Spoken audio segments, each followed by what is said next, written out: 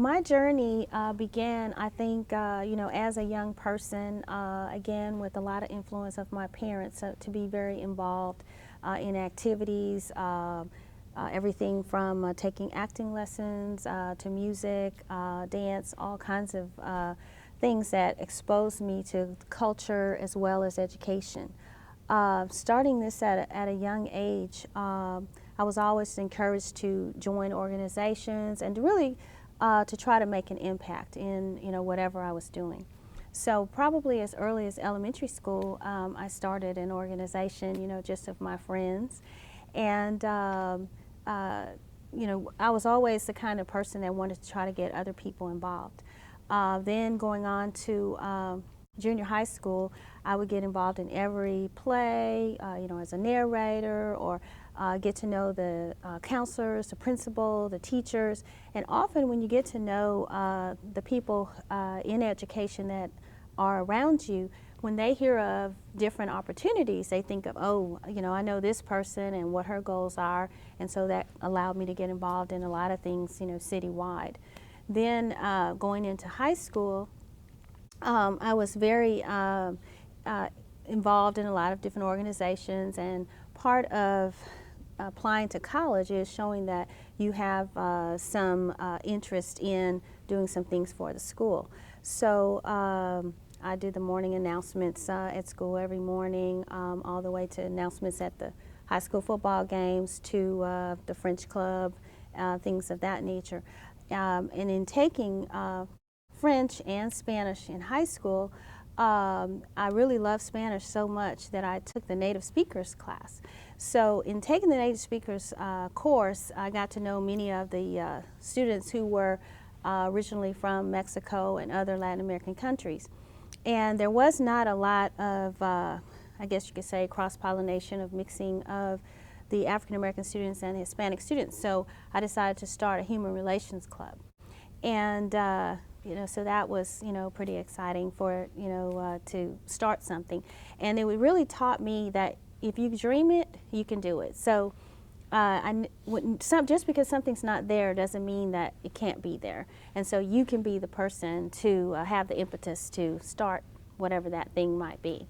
And when I got to college, which was the University of Texas at Austin, there were 48,000 students, and only 400 of them were African American.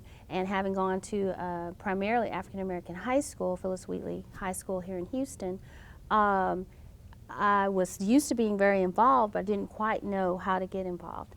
So I started reading the campus newspaper, and there was information about various activities that you could get involved in, and I found myself getting involved to the point that I was in the Omicron Delta Kappa, which was our honor society at UT, and also Mortarboard, which was also an honor society, but also for service. And through those, I met the president of the university, the dean of the LBJ school, and they would come and speak to our group, which ended up, when I applied to Harvard University for Master's in Public Administration, the Kennedy School, I was able to get a recommendation from the president of the University of Texas and the dean of the LBJ school. Also, as an undergraduate, even as a freshman, I looked at some upper level courses and just signed up for them and took them just because they were more interesting to me than some of the basic classes. And I found, you could do that with permission of the professor. And then I moved on to take some graduate courses at the LBJ school while I was still an undergraduate. And I did that, through the dean of the LBJ school that I met through the campus organizations. And one of the highlights was doing an independent study with Barbara Jordan, who was a professor at the LBJ school. And I had to put together a proposal, and it involved going and working on the Hill in Texas, the Austin Hill, and listening to hearings and that kind of thing, which spurred my interest in politics, and why I eventually applied to the Kennedy School.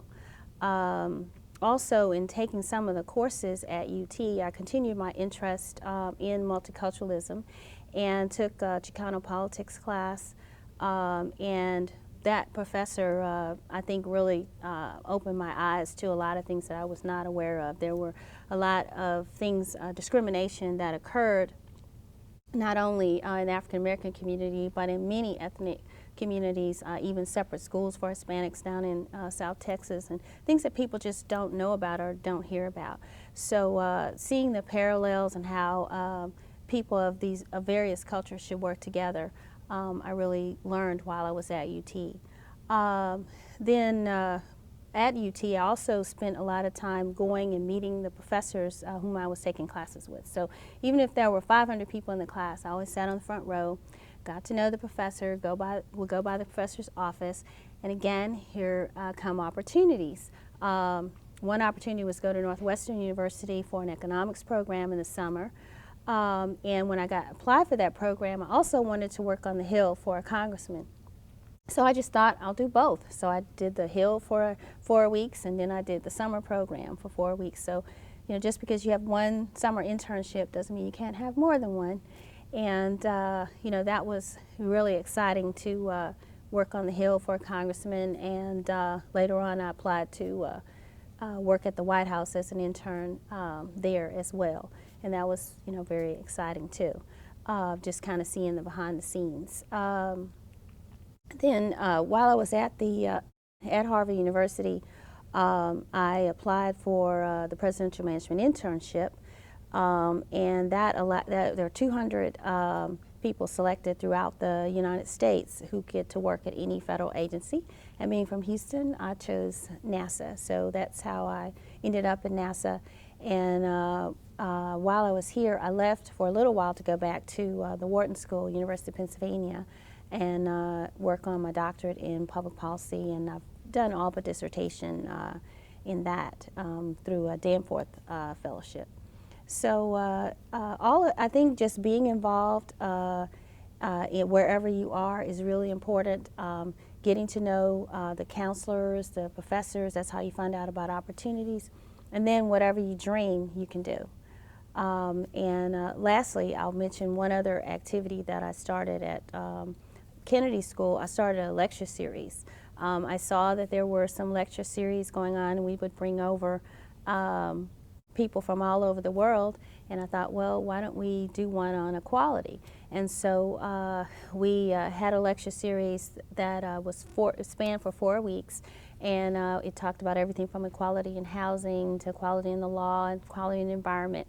And then I brought in minority PhD folks from all over other similar colleges to Harvard, like Berkeley or MIT, and they would sit on a panel with Harvard professors in the same field.